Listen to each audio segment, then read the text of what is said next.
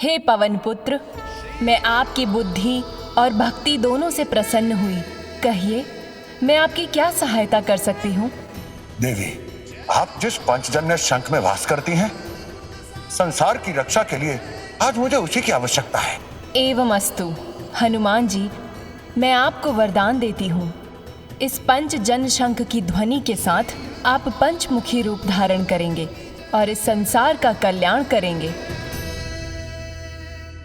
देवी, मुझे शीघ्र अति शीघ्र महागण को रोकना होगा। मुझे आज्ञा दीजिए। जय श्री राम। अंतिम बार कह रहा हूं देवी, मुझसे विवाह कर लीजिए, अन्यथा इस संसार से कैलाश का अस्तित्व ही मिटा दूंगा। अस्तित्व तो तुम्हारा मिटेगा महागण, महाबली हनुमान के आते ही। जैसी आपकी इच्छा। अब इस संपूर्ण कैलाश को मैं सागर में समाहित कर दूंगा।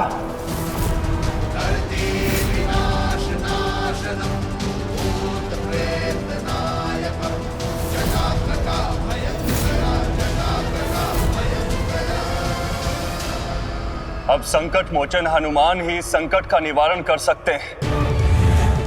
हे महाबली हनुमान, रक्षा कीजिए। इस महाविनाश से हमारी रक्षा करो प्रभु, रक्षा करो। ये तो देवताओं की पुकार है। अवश्य ही महागण ने कोई बड़ा संकट खड़ा किया है। मुझे शीघ्र अतिशीघ्र जाना होगा।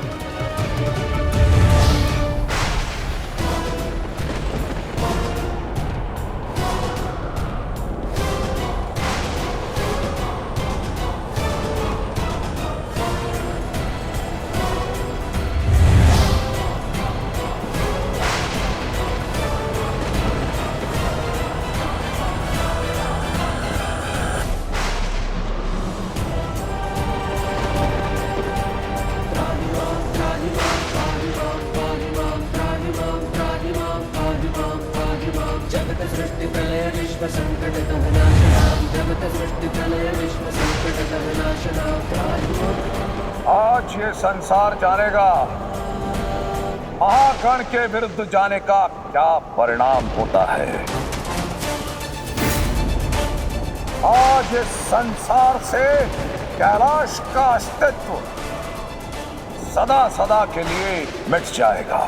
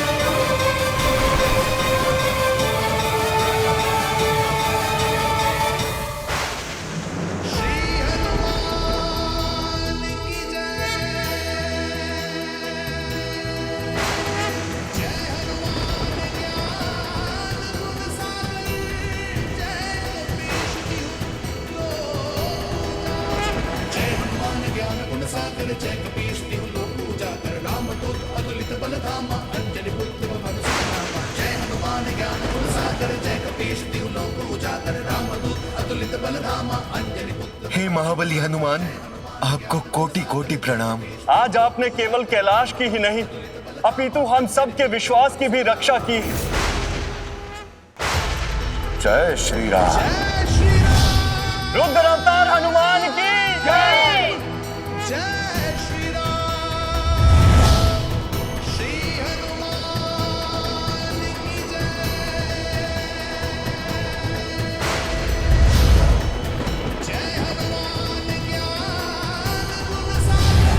नहीं, ये नहीं हो सकता।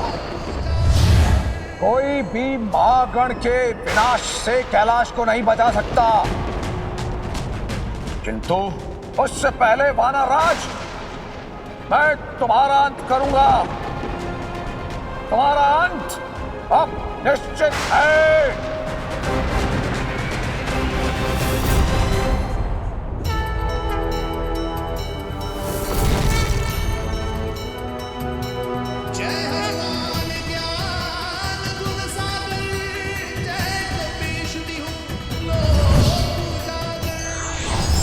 हे रुद्र अवतार हनुमान, आज कैलाश को बचाकर आपने ये सिद्ध कर दिया कि संकट चाहे कितना भी बड़ा क्यों ना हो, यदि कोई आपको मन, कर्म और वचन से पुकारे तो उनका संकट हरने आप अवश्य आएंगे। माता, ये तो मेरा धर्म है और यही प्रभु श्री राम की सच्ची भक्ति। परंतु हनुमान जी,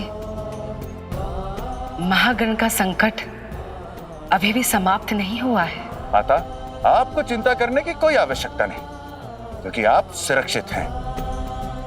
कैलाश सुरक्षित है, संपूर्ण संसार सुरक्षित है।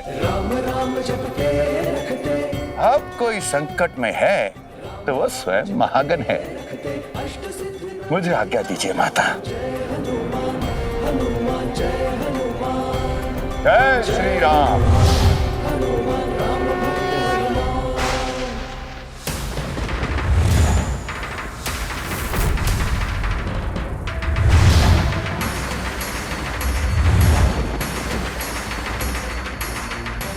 वानरराज, तुमने महागण के विनाश से कैलाश को तो बचा लिया, किंतु अब तुम्हारा सर्वनाश निश्चित है। महागण, मैं आपको नहीं रोकूंगा, क्योंकि आपका अंत करने के लिए तो आपकी शापित कर्म ही पर्याप्त हैं। जिन्हें तुम मेरे शापित कर्म कह रहे हो, वही तो मेरी विनाशक शक्तियां हैं, और इन्हीं विनाशक शक्तियों से आज मैं तुम्हारा अंत करूंगा। वानरराज, आओ महागणों, मैं तुम्हारा वाहन करता हूँ। आओ, मिटा दो मेरे मार्ग के सबसे बड़ी बाधा को।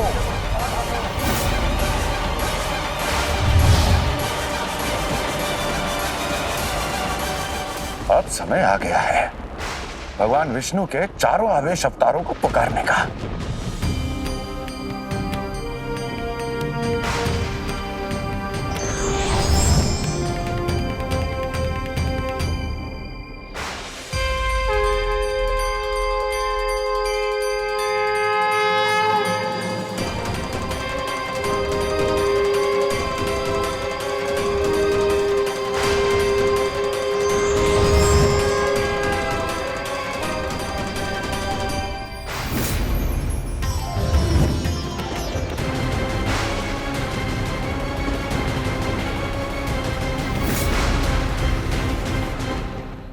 कितने अंतराल के बाद आज प्रभु विष्णु के इन चारों आवेश अवतारों के एक बार पुनः दर्शन हो रहे हैं। सत्य कहा आपने गुरुदेव।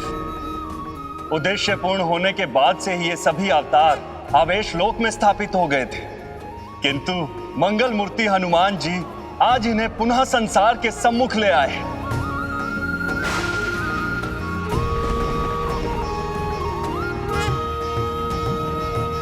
हे नरसिंह अवतार, जिस प्रकार आपने हिरण्यकश्यप का अंत किया था, उसी प्रकार इन असुरी महागणों का अंत कीजिए।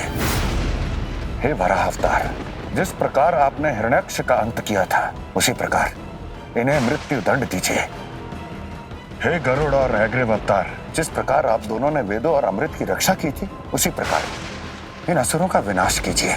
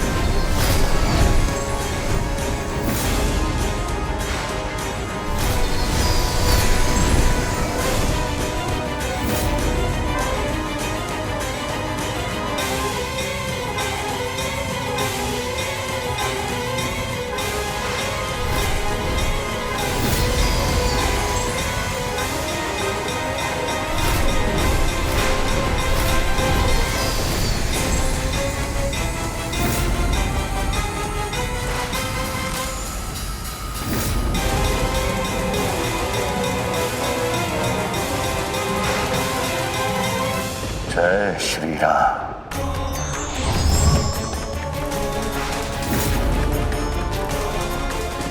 महागण, जैसे तुम्हारी सारी शापित शक्तियों का अंत हुआ है, उसी प्रकार अब तुम्हारा भी होगा।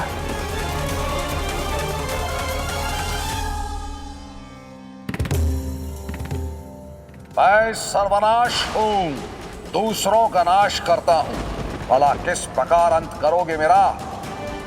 मेरा अंत संभव नहीं। महागण, मुझे आपका अंत नहीं, आपके श्राप का अंत करना है और आपके शापित जीवन का उद्धार करना है। उद्धार उद्धार तो तुम तब करोगे जब तुम जीवित रहोगे। महागण, आज चाहे आप स्वयं को एक सर्वनाश समझते हो, किंतु यहाँ तक आने की आपकी एक जीवन यात्रा है और उस जीवन यात्रा को जाने बिना आप स्वयं को इस श्रापित जीवन से मुक्त नहीं कर सकते। मैं भी देखता हूं, पहले तुम्हारी बात समाप्त होती है या तुम्हारा जीवन।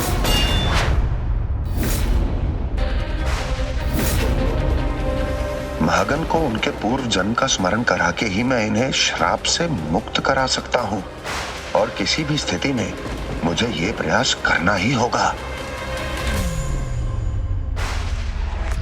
महागण, स्मरण कीजिए उस समय को जब इस संसार में प्रभु श्री राम का अवतार होने वाला था और सभी देवता अपनी एक विशेष चिंता को लेकर महादेव के पास गए थे।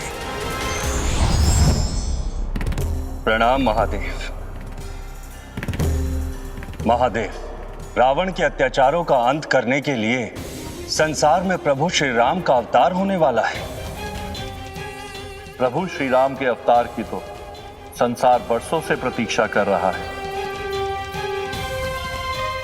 तो प्रसन्नता के स्थान पर आपके मुख पर चिंता कैसी? प्रभु, ब्रह्मदेव ने कहा था कि श्री राम के अवतार के साथ उनके सर्वश्रेष्ठ भक्त का भी संसार में अवतरण होगा, किंतु हम सबको अभी तक ज्ञात नहीं है कि वो सर्वश्रेष्ठ भक्त है कौन। देवराज, उसकी चिंता मत कीजिए, क्योंकि प्रभु श्री राम की सहायता के लिए, उनकी भक्ति के लिए और उनकी सेवा के लिए मेरे 11वें रुद्र अवतार का अवतरण होगा। महादेव का 11वां रुद्र अवतार? उस देव सभा में आप भी उपस्थित थे जब सृष्टि में प्रथम बार महादेव ने अपने 11वें रुद्र अवतार की बात की थी। इस संसार में 10 ही गण हैं और उन्हीं 10 गणों से बना है ये महागण। तो तुम किस 11वें रुद्र अवतार की बात कर रहे हो वानरराज? ऐसे कौन से 11वें रुद्र अवतार हैं जिन्हें आप प्रभु श्री राम की सहायता के लिए पृथ्वीलोक पर भेजना चाहते हैं? महागण, वो भगवान विष्णु के प्रति मेरे प्रेम, सेवा और अनन्य भक्ति का ही रूप है। हे भगवान, क्या मेरी भक्ति में कोई कमी रह गई थी जो आपने प्रभु श्री राम की सहायता के लिए मुझे नहीं भेजा? नहीं महागण, वो बात नहीं है। तो भगवान, मुझे आज्ञा दीजिए, मैं आपके 11वें रुद्रावतार के रूप में प्रभु श्री राम की सहायता करने के लिए आतुर हूं। महागण, तुम्हारी भक्ति मेरे प्रति है, किंतु संसार को एक ऐसे महाभक्त की आवश्यकता है जिसकी भक्ति, जीवन, जिसकी हर एक सांस केवल और केवल प्रभु श्री राम के लिए हो। और ऐसे ही परम भक्त केवल मेरे 11वें रुद्र अवतार ही हैं। प्रभु, यदि वो इतने ही बड़े भक्त हैं तो एक बार मैं भी उनके दर्शन करना चाहूंगा। अवश्य महागण, समय आने पर तुम्हें भी उनके दर्शन अवश्य होंगे।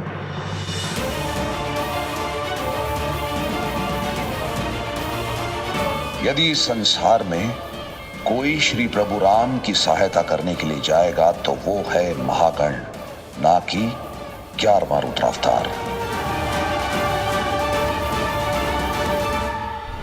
भला मुझे क्या आवश्यकता है किसी की सेवा करने की? व्यर्थ का प्रलाप बंद करो वानरराज और मुझसे युद्ध करो। महागण, मैं आपसे युद्ध ही तो कर रहा हूं, पर प्रहार आपके शरीर पर नहीं, आपके मन पर कर रहा हूं, ताकि आपके मन में आ गए पाप को मिटा सकूं। जब मुझे अपने पाप और पुण्य की चिंता नहीं, तो फिर तुम्हें क्यों चिंता हो रही है हमारा राज? क्योंकि महादेव के मना करने के पश्चात उस दिन आपके मन में जो क्रोध का पाप जन्मा था, आप उसी के साथ माता पार्वती से मिलने चले गए थे और अपने श्रद्धे से आपने उन्हें भी विचलित कर दिया था। बस वही घटना आपके इस शापित जीवन की पहली सीढ़ी बनी।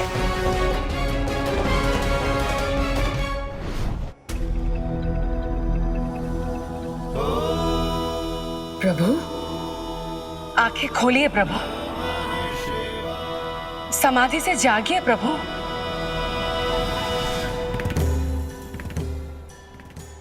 क्या बात है देवी, आप इतनी अशांत क्यों हैं? प्रभु, आप कैलाश छोड़कर जाने वाले हैं? प्रभु श्री राम की सहायता करने के लिए संसार में अवतार लेने वाले हैं? आपको कोई भ्रम हुआ है देवी। मैं कैलाश छोड़कर कहीं नहीं जा रहा हूं। तो आपका 11वां रुद्र अवतार कौन धारण करेगा? भगवान विष्णु के प्रति मेरे हृदय में जो प्रेम, सेवा और भक्ति का भाव है, वही भाव मेरे 11वें रुद्र का रूप धारण कर संसार में अवतरित होने वाला है। उनका नाम होगा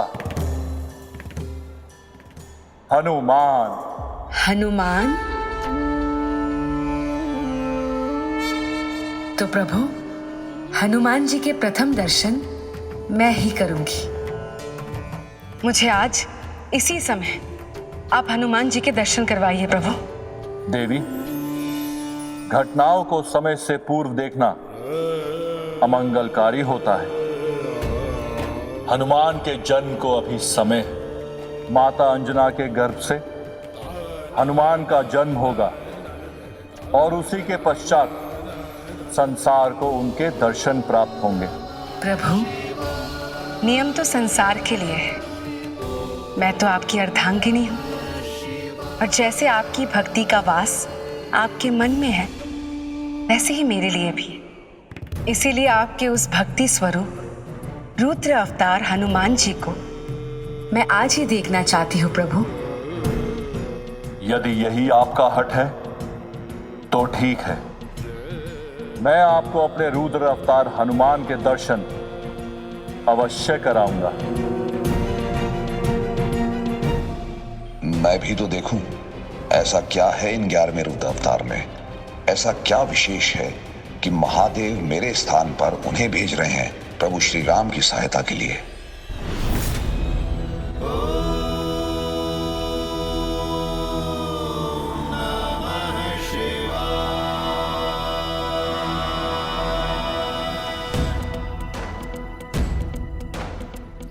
शिवम शिवम ओम शिवम शिवम ओम शिवम शिवम ओम शिवम शिवम रुद्र रुद्र महारुद्र स्वयं सर्वेश्वर सर्वव्यापक सर्वज्ञात शंकरा सिद्धेश्वर। ओम नमः शिवाय, ओम नमः शिवाय। रुद्र रुद्र महारुद्र स्वयं सर्वेश्वर सर्वव्यापक सर्वज्ञात शंकरा सिद्धेश्वर। रुद्र रुद्र महारुद्र स्वयं सर्वेश्वर सर्वव्यापक सर्वज्ञात शंकरा सिद्धेश्वर। रुद्र रुद्र महारुद्र स्वयं सर्वेश्वर सर्वव्यापक सर्वज्ञात शंकरा सिद्धेश्वर।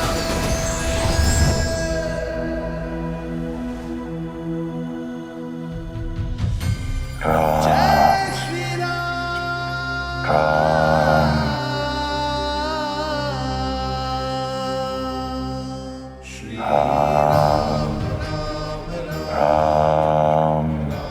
देवी, यही है प्रभु विष्णु के प्रति मेरी भक्ति के अवतार श्री हनुमान।